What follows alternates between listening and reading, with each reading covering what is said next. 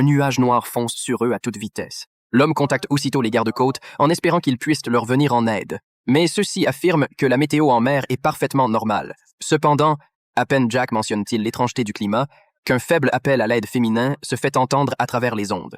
Jack tente immédiatement de localiser l'origine du signal, mais la communication est brutalement interrompue. Avant qu'il n'ait pu établir un contact clair avec la personne en détresse, quelqu'un l'appelle depuis l'extérieur du bateau.